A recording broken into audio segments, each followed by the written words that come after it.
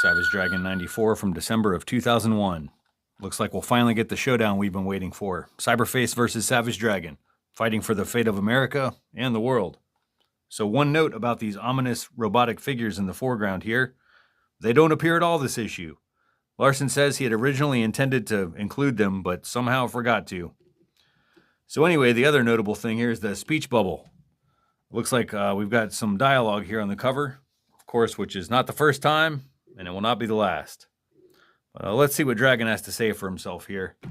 You took over the world, Cyberface, killed millions of people. Well, I'm taking it back, and there's nothing you can do to stop me. So let's see if he lives up to his words here. First, the credits. Erik Larsen, writer and artist. Chris Eliopoulos as letterer. Ruben Root and Abel Motown colors. And Josh Eckhorn is some roly-poly little bat-faced girl. So that unique insult is a lyric from the Paul Simon song, You Can Call Me Al. Chevy Chase is in the now 40-year-old music video. So, yikes. All right, Kingdom Khan. Khan being Sebastian Khan, a.k.a. Cyberface. And it appears that he has captured Vanguard, making him and Wally up here prisoners on their own ship. So I love this double-page spread. Cyberface looking pretty dope, wearing Overlord's old armor. We've seen this before. And Cyberface is really hamming it up on this monologue here. Just listen to this villainous speech he's given. They cannot begin to grasp the impossibility of which they seek to accomplish. They cannot begin to fathom the power which I alone wield. Power beyond mortal comprehension. That's some Dr. Doom level monologuing by Cyberface. And I guess Larson as well. So what the hell is he talking about? Well, he's reviewing footage from last issue. So if you remember, Dragon and his allies, including some of the Vicious Circle, they teamed up to take out Cyberface at his headquarters in Washington, D.C.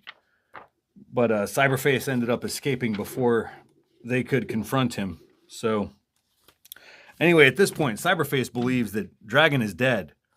And just as soon as he realizes that he's been fooled by a disguise, Mighty Man comes bursting through the spaceship like a rocket here, grabbing the prisoner Vanguard. And he's brought some company as well. Dragon himself, as he blasts Cyberface with some gimmick that's kind of supposed to neutralize that Overlord armor. But it fails.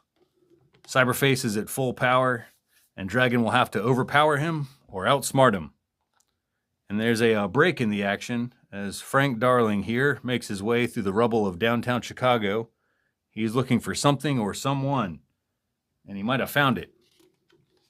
So William and Rita Metermaid, or Star and the Red Giant as they're called in their superhero disguises. Anyway, Frank says that they have something that the Dragon needs. Back to the fight. Dragon has put on some rocket boots, which give him increased maneuverability in this spaceship. And the battle seems to be going our hero's way until he gets pierced by these sharp tentacles. Luckily, Mighty Man flies back in for the rescue, smashing into Cyberface. But this only pisses him off worse. And Mighty Man gets blasted. And then back at the White House, the bad guys are now fighting each other. With Cyberface out of the picture, these villains all want power for themselves. Especially Skullface here, who says, "At long last, this world is mine." It's a pretty sinister looking dude. Now for another subplot. No action, no emotional, or just some emotional trauma and relationship drama. Mako the Shark Man and Dart, they've been shacked up together on this exotic remote island, getting romantic. But now that her friends have found him, Mako is upset because he believes that Dart is going to leave with them and he'll lose her for good. So that's a sad shark man right there. Breaks my heart. He looks like the sad Keanu meme. Almost a dead ringer for that thing. Anyway, once again, back to the action here in the battle. Dragon still has his rocket boots, and he clobbers Cyberface while giving a monologue of his own. Really laying it on thick. The violence and the rhetoric. You turned our lives into hell on earth, you bastard. Now you're going to pay. So then he leaves him laying while he goes off to hide. What the hell?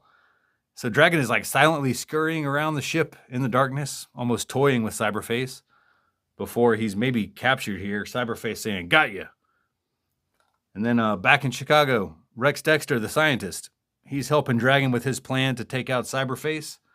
So did you ever see the movie Independence Day? Yeah? Well, so have these guys. And they're going to upload a computer virus into Cyberface's system. It's genius. Except it does not go so smooth. Cyberface is onto their plan. He burst out of the computer screen with his cyborg tentacles so he can kill this geek. Yeah, this issue really moves around a lot, but we're finally in the home stretch here.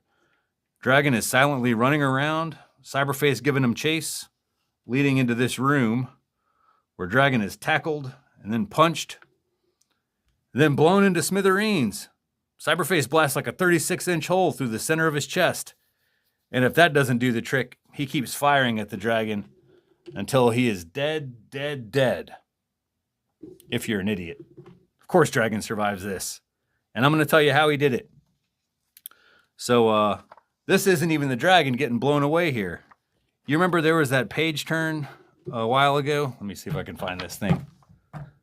There was that page turn where Dragon was very chatty and very rocket booty. He was running his mouth a lot, had on these rocket boots. Then turned the page, and he goes quiet. And the boots are gone. He's kind of playing cat and mouse. So that was the switch right there. So who do you swap places with? If you remember your Vanguard lore back from issue 14, then you're familiar with Lurch. That's Vanguard's training robot who can shapeshift to look like anybody, including the Dragon. So it was like another switcheroo going on with Cyberface believing that he's killed the Dragon. This is like the third time he's been duped. Poor guy. He's going to be really upset when he finds out that the Dragon is alive and well next issue. But on to Fanatics. There's a lot here. Larson starts off with 4 items of interest here. In order, we have the new Savage Dragon statue by Claiborne Moore. Then there's the new Savage Dragon action figure from McFarlane Toys. And then in 2025 news, actually, I think McFarlane Toys just announced a new Savage Dragon figure like this week at the New York Comic Con. So history repeats itself. We got number 3, the Image 10th Anniversary hardcover is almost out. And number 4, the Savage Dragon Superman Chicago crossover is almost out on the shelves as well. The wait is nearly over. And I've already covered that one, so. Plenty of reactions here from the fans. We got 5 pages worth of reaction to issue, 92? Anyway, including this one by Jeff Dyer, who suggests that Larson should do like a Charles Schultz thing, who had, his final Peanuts strip was like locked away in a safe deposit box. So then in the event of his death, they could have one last Peanuts strip ready to be published posthumously. And Larson says, there's no way I could do that because Dragon is not like Peanuts at all. He can't predict the progression of these characters and stories for some idealized final issue. Plus, he says if he's hit by a bus tomorrow and the book is left unfinished, he won't give a damn because he'd be dead. Tough luck, suckers. Got a letter from Augie DeBleck Jr., and he mentions the great lettering by a longtime letterer, Chris Eliopoulos. And this gives Larson a chance to publicly give some kudos to Chris. He says he puts up with a lot of abuse and overdue checks, but he's always been there for me. Look, now I'm moistening up. So Larson kind of pretending to cry over here over his friend and colleague, which makes me wonder if he knew something that we don't know yet, because in fact, Chris Eliopoulos will be leaving this book in the near future. And it's possible that Larson was aware of this around the time. All right, so now for my favorite letter. I'll just read the whole thing. Dear Eric, as a fan and aspiring comic book artist, I have admired your work for years, and I have several questions concerning the Dragon's actions. One question I have is, that comes to mind is how many bowl movements does Dragon have in one day? I myself am quite the crapper, and a good 3 or 4 times a day. But I have found out recently that most people only do the normal bowl movement once a day at the most. So I got to thinking, Dragon himself consumes several hearty meals a day due to his superhuman appetite. And all that shit must go somewhere. So what's the deal? Does Dragon have several bowl movements a day? Or does he save it to do a daily thing and lays himself a truly savage-sized turd? I'm dying to know, and I'm sure I'm not the only one. Thanks a ton of shit, and keep on trucking. The appropriately named Brian Brown from Longhorn, PA. Incredible. Yes, and he actually writes bowl movement instead of bowel movement every time. And people say the art of letter writing is dead, Larson replies. So that's all for the mailbag. On to Image Insider from March of 2002. There's an interview with Nowheresville creator Mark Ricketts and a checklist of Image comics being released this month.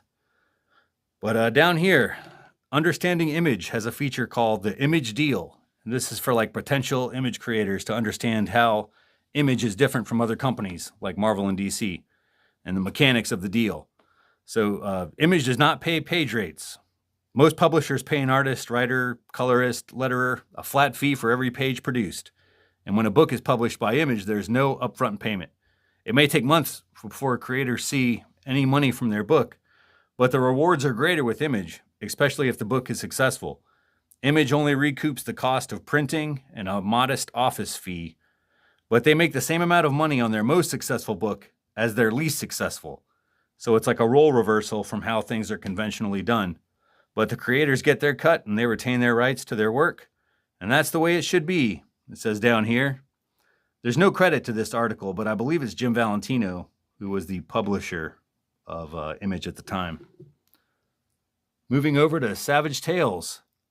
This is by Nick Darrington. And this time the members of the Vicious Circle, they're sentenced to community service at an old folks home. There's like a cameo by Luke Cage as well. It's followed up by Comic Bits by Chris Giarrusso. So G-Man and his company they're at a superhero summer camp. And they're run by this coach who reminds me a lot of Omni-Man, kind of a similar color choice and the mustache. But Invincible hasn't come out at this point, so maybe a coincidence. Finally, we got Dragon Bert, where he goes to the Eisner Awards. We got shots fired at Dave Sim and Frank Miller and John Byrne, as well as a panel where this guy shocks this elderly woman by showing her his giant-sized man thing. So I have two of those myself, which is pretty rare. So that's going to do it for this issue. We are left with a preview of the next 4 issues, including one titled Home, so that's pretty interesting. But next is issue 95, Endgame. Adios.